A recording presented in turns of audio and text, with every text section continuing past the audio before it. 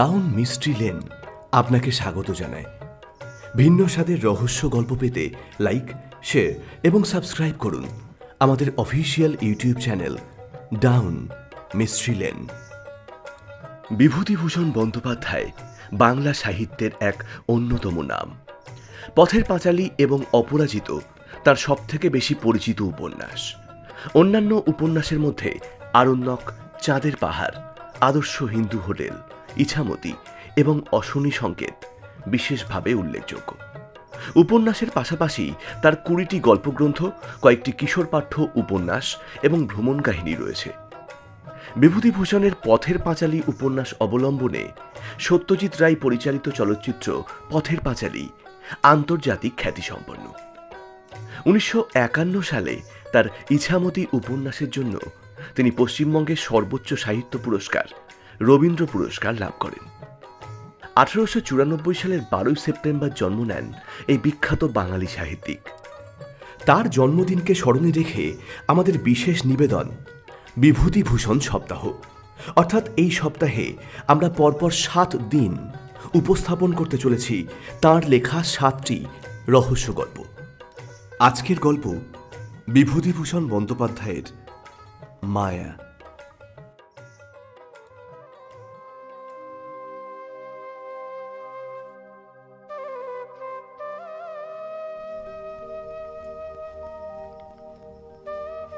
দু বছর আগের কথা বলি, এখনো অল্প অল্প যেন মনে পড়ে। সব ভুল হয়ে যায়। কি করে এলাম এখানে? বগুলা থেকে রাস্তা চলে গেল সিঁধরানির দিকে। চলি সেই রাস্তা ধরেই। রাঁধুনি বামুনের চাকরিটুকু ছিল অনেক দিনের, আজ তা গেল। যাক, তাতে কোনো দুঃখ নেই। দুঃখ এই অবিচারে চাকরিটা গেল। ঘি চুরি করিনি, কে করেছে আমি জানিও না, অথচ বাবুদের বিচারে আমি দোষী সাব্যস্ত হলাম।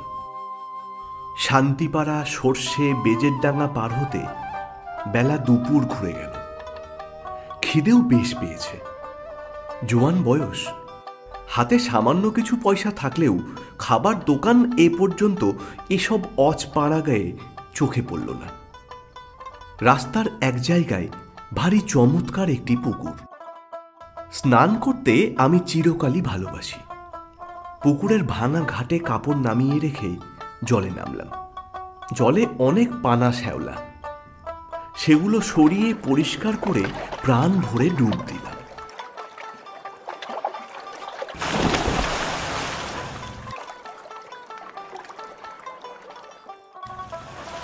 বৈশাখের শেষ, গরমও বেশ পড়েছে। স্নান করে সত্যি ভারী তৃপ্তি হলো। শরীর ঠান্ডা হলো বটে, কিন্তু পেট জ্বলছে। এ সময় কোনো বনের ফল নেই, চোখে তো পড়ে না যেদিকে যাই। এমন সময় একজন বুড়ো লোক পুকুরটাতে নাইতে আসছে দেখা গেল। আমাকে দেখে বললেন, বাড়ি কোথায়? আমি বললাম, আগে আমি গরিব ব্রাহ্মণ, চাকরি খুঁজে বেড়াচ্ছি। আপাতত বড় খিদে পেয়েছে, খাবো কোথায়, তিনি কি সন্ধান দিতে পারেন? বুড়ো লোকটি বলল, রসু নেন, সব ঠিক করে দিচ্ছি। স্নান ছেড়ে উঠে লোকটি আমাকে সঙ্গে নিয়ে গ্রামের মধ্যে ঢুকে জঙ্গলে ঘেরা একটি পুরনো বাড়িতে ঢুকল। বললে, আমার নাম নিবারণ চক্রবর্তী, এ বাড়ি আমার, কিন্তু এখানে থাকিনি। কলকাতায় আমার ছেলেটা ব্যবসা করে, শ্যামবাজারে ওদের বাসা। এত বড় বাড়ি পড়ে আছে, আর সেখানে মাত্র 3খানা ঘরে আমরা থাকি। কি কষ্ট বলো দেখি। আমি মাসে মাসে একবার আসি, বাড়ি দেখাশোনা করি। ছেলেরা ম্যালেরিয়ার ভয়ে আসতে চায় না। মস্ত বড় বাগান আছে পিছনে, তাতে কত রকম ফলের গাছ আছে, 12 বুঝে খায়। তুমি এখানে থাকবে? বললাম, থাকতে পারি। কি কাজ করবে? রাঁধুনির কাজ। যে কদিন এখানে আছি সে কদিন এখানে রাঁধু, দুজনে খাই। খুব ভালো, আমি রাজি হয়ে যেতে লোকটা যেন হঠাৎ ভারী খুশি হল। আমার খাবার ব্যবস্থা করে দিলে তখনই। খাওয়া দাওয়ার পরে আমাকে একটা পুরনো মাদুর আর একটা মোটা তাকিয়া বালিশ দিয়ে বললে, বিশ্রাম করো। পথ হেঁটে ক্লান্ত হয়ে পড়েছিলাম। ঘুমিয়ে যখন উঠলাম, বেলা আর তখন নেই। রাঙা রোদ বড় বড় গাছপালার উঁচু ডালে। এরই মধ্যে বাড়ির পেছনের জঙ্গলে শেয়ালের ডাক শুরু হলো। আমি বাইরে গিয়ে এদিক ওদিক খানিকটা ঘুরে বেড়ালাম। যেদিকে চাই সেদিকেই পুরনো আম কাঁঠালের বন আর জঙ্গল। কোনো লোকের বাড়ি নজরে পড়ল না। জঙ্গলের মধ্যে এক স্থানে কেবল একটা ভাঙা দেউল দেখতে পেলাম। তার মধ্যে উঁকি মেরে দেখি বুড়ো নিবারণ চক্রবর্তী বসে তামাক খাচ্ছে। আমায় বললে, চা বানাতে জানো? একটু চা করো, চিড়ে ভাজো, তেল নুন মেখে কাঁচা লঙ্কা দিয়ে খাওয়া যাবে।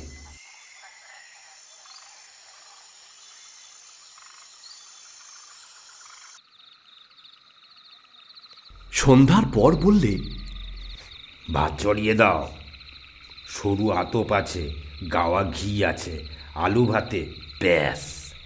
যে আজ্ঞে। তোমার জন্য ঝিঙের একটা তরকারি তৈরি করে নাও, আলু হাতে নিয়ে তুলে এনো এই বেলা। আর একটা কথা, রান্নাঘরে সর্বদা আলো জ্বেলে রাখবে, কেমন? তা তো রাখতেই হবে, অন্ধকারে কি রান্না করা যায়? হ্যাঁ, তাই বলছি। মস্ত বড় বাড়ি, ওপরে নিচে বোধহয় 14-15খানা ঘর, এছাড়া টানা বারান্দা। 2-4খানা ছাড়া অন্য সব ঘরে তালা দেওয়া। রান্নাঘরের সামনে মস্ত বড় লম্বা রোয়াক। রোয়াকের ও মুড়োয় 4-5টা নারকেল গাছ আর একটা বাতাবি লেবুর গাছ। ঝিঙে তুলতে হলে এই লম্বা রোয়াকের ও মুড়োয় গিয়ে আমায় উঠোনে নামতে হবে। তারপর ঘুরে রান্নাঘরের পেছন দিকে যেতে হবে। তখনও সম্পূর্ণ অন্ধকার হয়নি। আলোর দরকার নেই ভেবে আমি এখন শুধু হাতে ঝিঙে তুলতে গেলাম। বাবা, কি আগাছার জঙ্গল রান্নাঘরের পেছনে! বুনো ঝিঙে গাছ, যাকে এঁটো গাছ বলে, অর্থাৎ এমনি বীজ পড়ে যে গাছ হয় তাই। অনেক ঝিঙে ফলেছে দেখে বেছে বেছে কচি ঝিঙে তুলতে লাগলাম। হঠাৎ আমার চোখে পড়ল একটি বউ মতো কে মেয়ে ছেলে আমার সামনাসামনি হাত 10 দূরে ঝোপের মধ্যে নিচু হয়ে আধ ঘন্টা দিয়ে আমারই মতো ঝিঙে তুলছে। দুবার আমি চেয়ে চেয়ে দেখলাম। তারপর পেছনে ফিরে 7-8টা কচি ঝিঙে তুলে আসবার সময় আর একবার চেয়ে দেখলাম। দেখি বউটি তখনও ঝিঙে তুলছে। নিবারণ চক্রবর্তী বললে, ঝিঙে পেলে? আগে হ্যাঁ, অনেক ঝিঙে হয়ে আছে, আর একজনকে তুলছিল। নিবারণ বিস্ময়ের সুরে বললে, কোথায়? ওই তো রান্নাঘরের পেছনে, বেশি জঙ্গলের দিকটায়। পুরুষ মানুষ? না, একটি বউ। নিবারণ চক্রবর্তীর মুখ কেমন হয়ে গেল। বললে, কোথায় বউ? চলো দেখি দেখি। আমি তাকে সঙ্গে করে রান্নাঘরের পেছনে দেখতে গিয়ে দেখি কিছুই না। নিবারণ বললে, কই কই বউ কই? ওই তো ওখানে ছিল, ওই ওই ঝোপটার কাছে। যত সব। চলো চলো, দিন দুপুরে অমনি বউ দেখলে? যদি একজন পাড়া গাঁয়ের বউঝি দুটো জংলি ঝিঙে তুলতে এসেই থাকে, তাতে এত খাপ্পা হওয়ার কি আছে ভেবে পাইনি। তাছাড়া আজ না হয় উনি এখানে আছেন, কাল যখন কলকাতায় চলে যাবেন তখন বুনো ঝিঙে কে চৌকি দেবে। রাত্রে খাওয়া দাওয়ার পর চক্রবর্তী বুড়ো আবার সেই ঝিঙে চুরির কথা তুললে। বললে, আলো নিয়ে যাওনি কেন ঝিঙে তুলতে? তোমায় আমি আলো হাতে নিয়ে যেতে বলেছিলাম, মনে আছে? কেন যাওনি? আমি বুঝলাম না, তাতে দোষ কি হলো? বিনা আলোতে যখন সব আমি দেখতে পাচ্ছি, এমনকি ঝিঙে চুরি করা বউটাকে পর্যন্ত, তখন আলো না নিয়ে গিয়ে আমি কি দোষ করেছি? বুড়ো বললে, না না, সন্ধ্যের পর সর্বদা আলো কাছে লাগবে। কেন? তাই বলছি, তোমার বয়স কত? 37-38 হবে। অনেক কম আমার চেয়ে। আমার 63। যা বলি কান পেতে শুনো। আগে নিশ্চয়ই।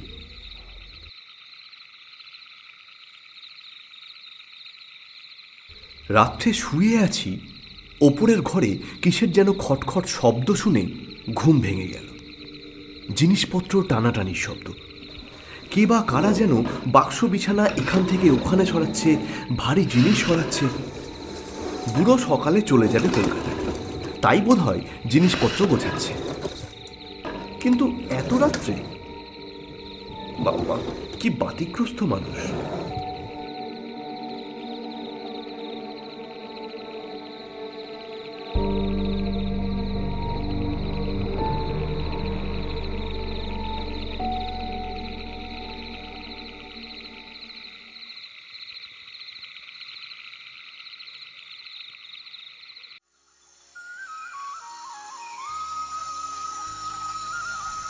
সকালে উঠে বুড়োকে বলতে বুড়ো অবাক হয়ে বললে, আমি? হ্যাঁ, অনেক রাতে। ও হ্যাঁ, না, ঠিক ঠিক। আমাকে বললেই হতো, আমি গুছিয়ে দিতাম। চক্রবর্তী বুড়ো আর কিছু না বলে চুপ করে গেল। বেলা 9টার মধ্যে আমি ভাত, ডাল আর ঝিঙে ভাজা রান্না করলাম। খেয়ে দিয়ে পোঁটলা বেঁধে সে রওনা হলো কলকাতায়। যাবার সময় বারবার বলে গেল, নিজের ঘরের লোকের মতো থেকো ঠাকুর। পেয়ারা আছে, আম কাঁঠাল আছে, উৎকৃষ্ট পেঁপে আছে, তরি তরকারি পোতো। আমার খাস জমি পড়ে আছে 3 বিঘে, ভদ্রাসন হলো 1.5 বিঘের ওপর। লোকাভাবে জঙ্গল হয়ে আছে। খাটো খাটো তরি তরকারি উৎপন্ন করো, খাও আর বেচো। তোমার নিজের বাড়ি ভাববে, দেখাশুনো করো, থাকো, ভাবনা নেই। ও আর একটা কথা। কি? চক্রবর্তী বুড়ো অকারণে সুর খাটো করে বললে, কত লোকে ভাঙচি দেবে, কারো কথা শোনো না যেন। বাড়ি দেখাশোনা যেমন করবে, নিজের মতো থাকবে, কোনো কথায় কান দেবে না। গাছের ফুল ফলারি তুমি খাবে। 2 ঘর খোলা রইল তোমার জন্য। বুঝলে বামুনের ছেলে? আমি চললাম। হ্যাঁ। বুড়ো চলে গেল, আমাকে যেন আকাশে তুলে দিয়ে গেল। আরে, এত বড় বাড়ির বড় বড় 2খানা ঘর আমার ব্যবহারের জন্য রয়েছে। তাছাড়া বারান্দা, রান্নাঘর, রোয়াক তো আছেই। বাড়িতেই পাতকুয়ো, জলের কষ্ট নেই। 10টা টাকা আগাম দিয়ে গিয়েছে বুড়ো। প্রায় আধমন টাক সরু আতপ চালু আছে। গাছ ভরা আম কাঁঠাল। এ যেন ভগবানের দান হঠাৎ আকাশ থেকে পড়ল। বিকেলের দিকে নুন তেল কিনবো বলে মুদির দোকান খুঁজতে বেরোলাম। কি ঘন জঙ্গল গাঁখানার ভেতরে। আর এদের যেখানে বাড়ি তার ত্রিসীমানায় কি কোনো লোকালয় নেই? জঙ্গল ভেঙে সুঁড়ি পথ ধরে আধমাইল যাবার পর একজন লোকের সঙ্গে দেখা হলো। সেও তেল কিনতে যাচ্ছে। আমায় দেখে বললে, বাড়ি কোথায়? এখানে আছি, নিবারণ চক্রবর্তীর বাড়ি। নিবারণ চক্রবর্তী? কেন? দেখাশুনো করি, কাল এসেছি। ও বাড়িতে থাকতে পারবে না। কেন? এই বলে দিলাম, দেখে নিও। কত লোক ও বাড়িতে এলো গেল, ওরা নিজেরাই থাকতে পারে না তো অন্য লোক। ছেলে বউরা কুসমিন কালেও বাড়িতে আসে না। কেন? তাকেই জানি। ও বড় ভয়ানক বাড়ি। তুমি বিদেশি লোক, খুব সাবধান। আর কিছু না বলে লোকটা চলে গেল। আমি দোকান খুঁজে জিনিস কিনে বাড়ি ফিরলাম। তখন বিকাল গড়িয়ে গিয়ে সন্ধ্যা নামছে। দূর থেকে জঙ্গলের মধ্যেকার পুরনো উঁচু দোতলা বাড়িখানা দেখে আমার বুকের ভেতরটা ছ্যাঁত করে উঠল। সত্যি, বাড়িখানার চেহারা কিরকম যেন। ও যেন একটা জীবন্ত জীব। আমার মতো ক্ষুদ্র লোককে যেন গিলে ফেলবার জন্য হাত বাড়িয়ে এগিয়ে আসছে। ওর অমন্তর চেহারা কেন? ও কিছু না, লোকটাই আমার মন খারাপ করবার জন্য দায়ী। আমি যখন তেল নুন কিনতে যাই তখন আমার মনে দিব্যি ফুটতেছিল। হঠাৎ এমন হবার কারণ হচ্ছে ওই লোকটার ভয় দেখানো কথাবার্তা।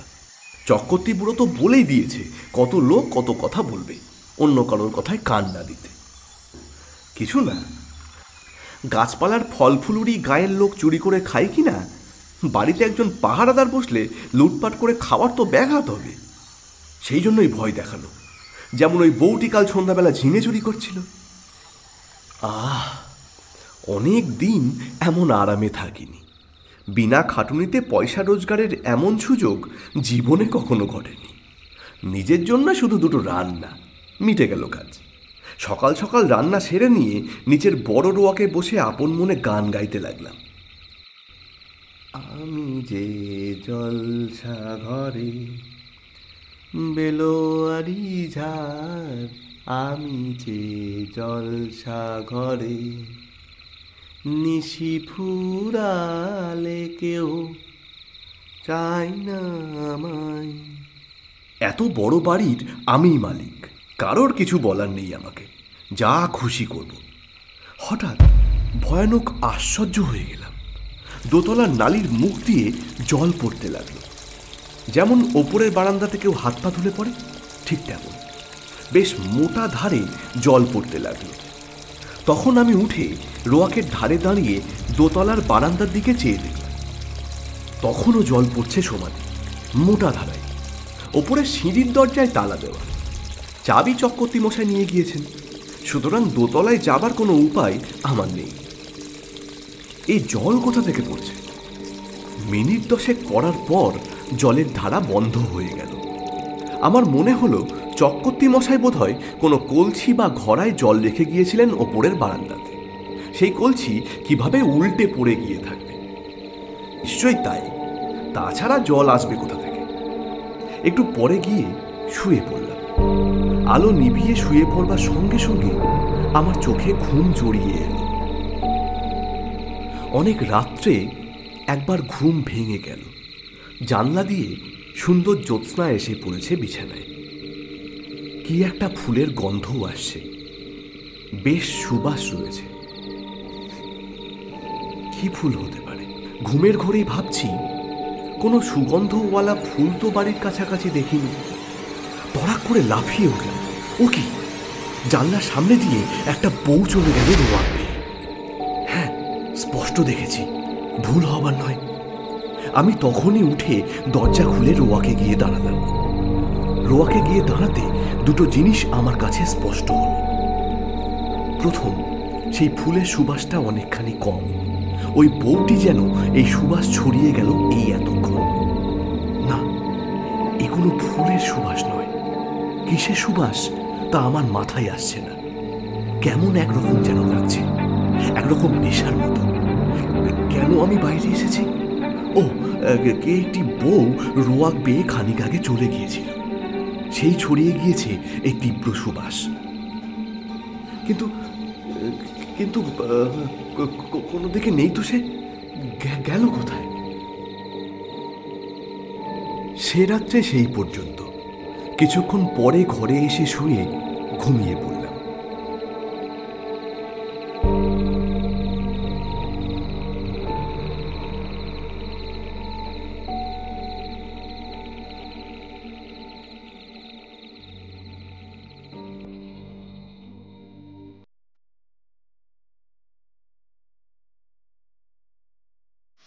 সকালে উঠে মনে হলো সব স্বপ্ন।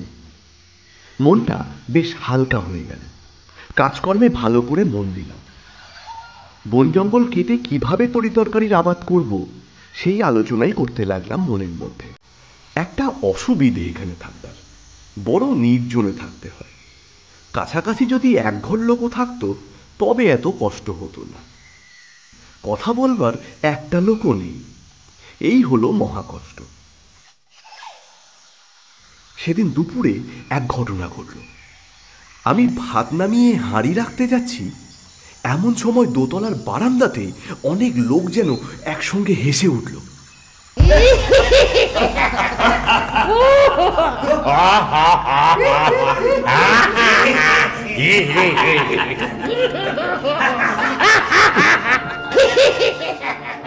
সে কি ভীষণ অট্টহাসি! আমার গা যেন দোল দিয়ে উঠল সে হাসি শুনে। খিলখিল করে হাসি, খলখল করে হাসি।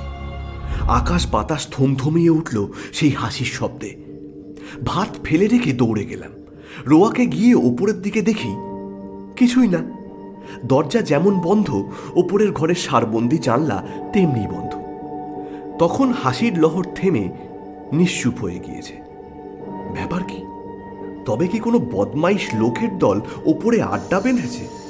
ওপরে সিঁড়ির মুখে গিয়ে দেখি দরজাতে তেমনি কুলুপ ঝুলছে। আমার ভয় হয়নি, কেননা দিনমান, চারিদিকে সূর্যের আলো। এ সময়ে মনের মধ্যে কোনো ভূতের সংস্কার থাকে না। এই হাসি যদি আমি রাত্রে শুনতাম তবে বোধহয় ভয়ে অজ্ঞান হয়ে যেতাম। চাবি দিয়ে দাঁত খুলতে হতো। রান্নাঘরে ফিরে এসে ভাতের ফ্যান গেলে ঝিঙের তরকারি চাপিয়ে দিলাম। জঙ্গলে প্রচুর ঝিঙে ফুলেছে, যত ইচ্ছে তুলে নিয়ে যাও। আমারই বাড়ি, আমারই ঝিঙে লতা। মালিক হবার যে একটা মাদকতা আছে তা কাল থেকে বুঝছি।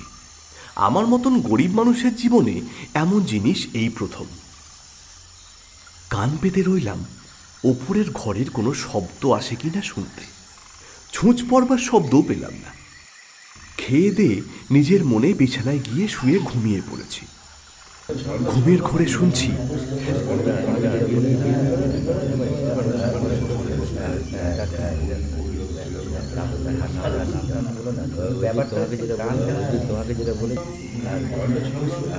যেমন কোনো বিয়ে বাড়িতে ঘর ভর্তি লোকের মধ্যে ঘুমিয়ে পড়লে লোকজনের গলার শব্দ ঘুমের মধ্যে পাওয়া যায়, অনেকটা তেমন শব্দ। হয়তো সবটাই মনের ভুল। মনের সেই যে ভাব হয়েছিল হাসি শুনে, তারই ফলে।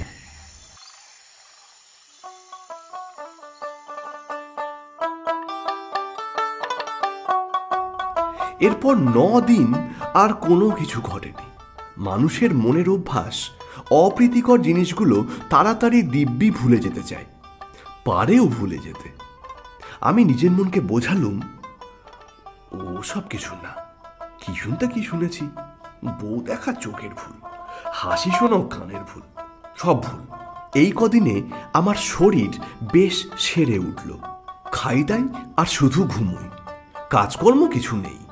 কেমন একরকম কুঁড়েমি আমাকে পেয়ে বসেছে। আমি সাধারণত খুব খাটিয়ে লোক, শুয়ে বসে থাকতে ভালোবাসি না। কিন্তু অনেক দিন ধরে অতিরিক্ত খাটুনির ফলে কেমন এক ধরনের অবসাদ চলে এসেছে। শুধু আরাম করতে ইচ্ছা হয়। 9 দিনের দিন বিকেলে মনে হলো রান্নাঘরের পেছনের সেই ঝিঙে জঙ্গলটা কেটে একটু পরিষ্কার করি। অবশ্য ঝিঙের লতাগুলো বাঁচিয়ে ওখানে মানের চারা পুঁতব। আর একখানা চাল কুমড়োর এঁটো লতা হয়েছে ওই জঙ্গলের মধ্যে, সেটা বাঁশের কঞ্চি দিয়ে রান্নাঘরে ছাদে উঠিয়ে দেব। এই বাড়িতে কাজ করে সুখ আছে, কারণ দা, কোদাল, কাস্তে, নিরেন, ছাবল, কুড়ুল সব মজুদ আছে। ঘরের কোণে একটা হাত কোদালি স্তব। অল্পক্ষণ মাত্র কাজ করেছি, আধ ঘন্টাও হবে না। হঠাৎ দেখি সেই বউটি ঝিঙে তুলতে এসেছে। নিচু হয়ে ঝোপের মধ্যে ঝিঙে তুলছে। সঙ্গে সঙ্গে দোতলার ঘরগুলোর মধ্যে এক মহা কলরব উপস্থিত হল।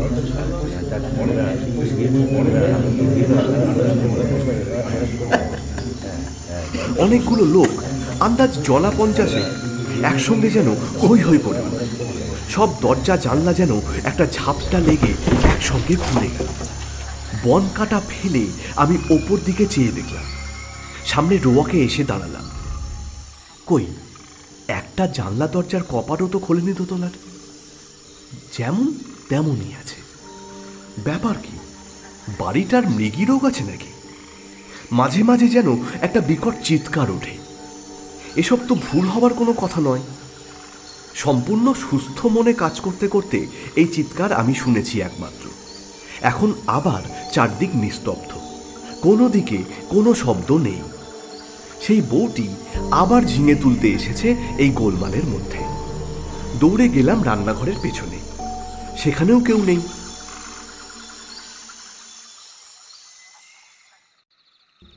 সেদিন রাত্রে এক ঘটনা ঘটল, ভারী মজার ব্যাপার বটে। খেয়ে দিয়ে সবে শুয়েছি, সামান্য তন্দ্রা এসেছে। এমন সময় কিসের শব্দে তন্দ্রা ছুটে গেল। চেয়ে দেখি আমার বিছানার চারিপাশে অনেক লোক জড়ো হয়েছে। তাদের সবারই মাথায় লাল পাগড়ি, হাতে ছোট ছোট লাঠি। কিন্তু আশ্চর্যের বিষয়, সকলেরই মুখ দেখতে একই রকম। একই লোক যেন 50টি হয়েছে, এই রকম মনে হয় প্রথমটা। বহু আরশিতে যেন একটা মুখই দেখছি। কে যেন বলে উঠল, আমাদের মধ্যে আজ কে যেন এসেছে। একজন তার উত্তর দিলে, এখানে পৃথিবীর একজন লোকের বাড়ি আছে অনেক দিন থেকে। আমি দেখিনি বাড়িটা, তবে শুনেছি। যারা দেখতে জানে তারা বলে সেই বাড়ির মধ্যে একটা লোক রয়েছে। সব মিথ্যে। কোথায় বাড়ি? আমরা কেউ দেখিনি। তবে এসো, আমরা নাচ আরম্ভ করি। বাপরে বাপ, সে কি কাণ্ড! অতগুলো লোক একসঙ্গে ঢোল বাজিয়ে এক তাণ্ডব নৃত্য শুরু করে দিলে।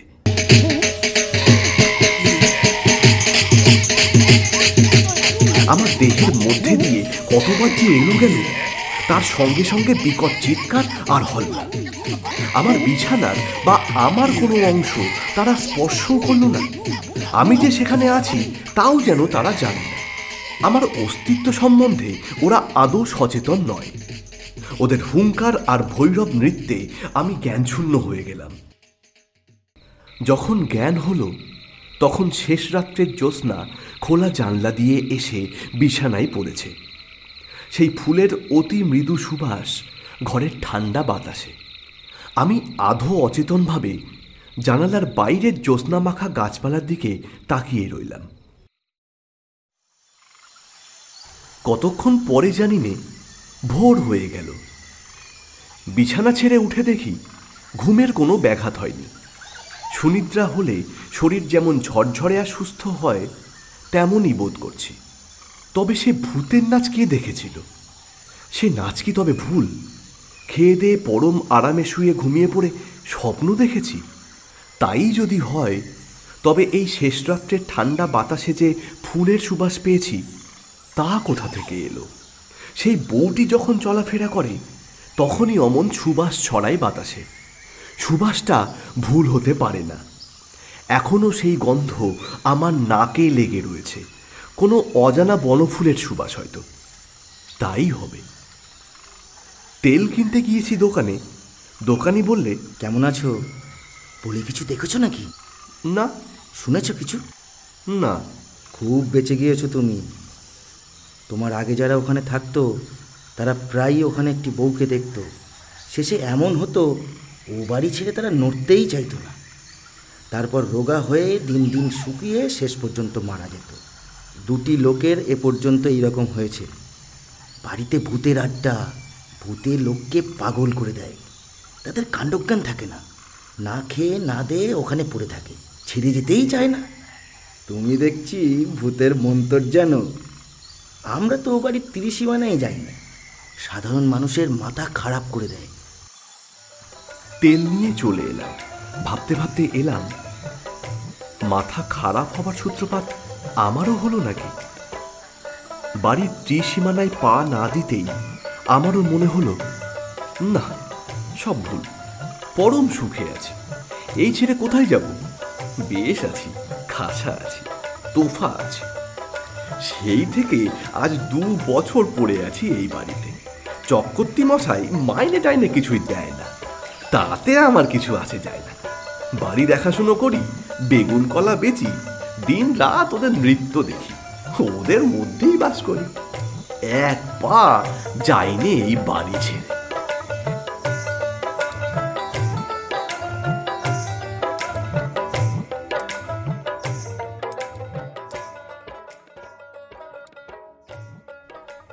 এতক্ষণ আপনারা শুনলেন বিভূতিভূষণ বন্দ্যোপাধ্যায়ের মায়া।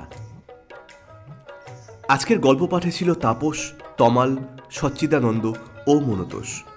সম্পাদনা ও পোস্টার ডিজাইন তমাল। যদি গল্পটি আপনাদের ভালো লেগে থাকে তাহলে অবশ্যই লাইক করবেন, শেয়ার করবেন এবং কমেন্ট করবেন।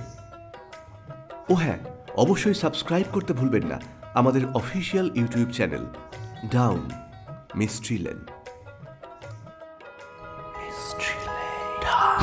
Mystery Lane.